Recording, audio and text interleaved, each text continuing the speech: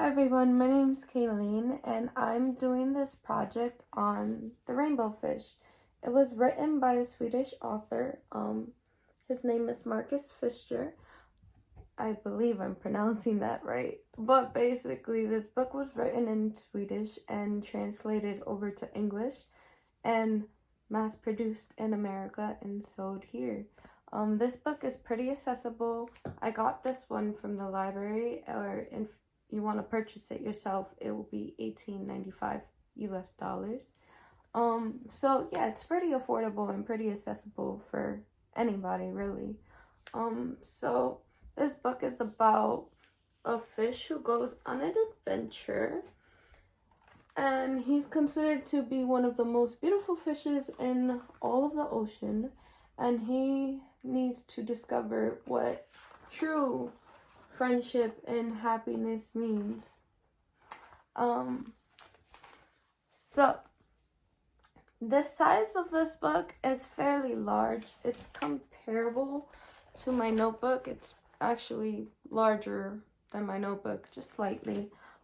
I believe this was done to capture a child's attention, and also along with the sparkly glitters and everything.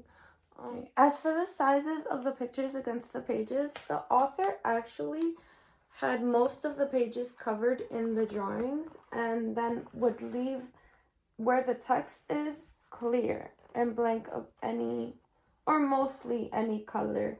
You can also see that over here, but then there are some pages where he would leave the whole page blank and only fill up the other side. You can see that on the next page as well. I believe that he does this to show the severity of the situation and show how deeply the fish is pondering on his actions and what he should do next. Because as we progress through the story, we can see him, deciding on his next steps, actually thinking about it, going through with his actions. And we can see the color coming back to both pages. And then we see the colors all over the page. We can also take a look at the sizes that the fish were drawn. The rainbow fish is relatively larger than all the other fish. Even as he's swimming away, when things are supposed to get smaller from a distance, he's still relatively larger than everybody else. And then towards the end, after he's learned his lesson, let's skip all the way back there. He's the same size, he's almost, the same size as everybody else, but we can see him blend in a lot more than what he was previously. I would also like to reference this image. The octopus over here is drawn a lot larger than the fish is, and not only is it drawn a lot larger, it is darker as well. In a lot of fairy tales and a lot of stories that we've heard as kids, the dark and mysterious power is all-knowing, and I feel like that's exactly what he's doing over here.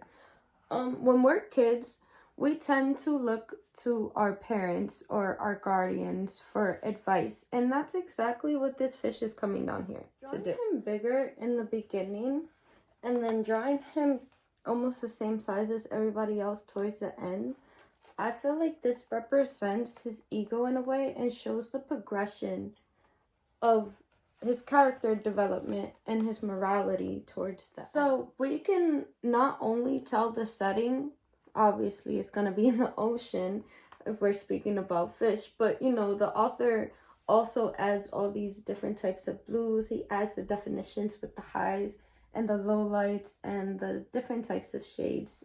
And it also gives the drawing almost like a realistic feel to it, almost like if things are flowing. In conclusion, this book touches on a subject that a lot of children who are newly going into school face, especially children who don't have siblings and are raised as only kids.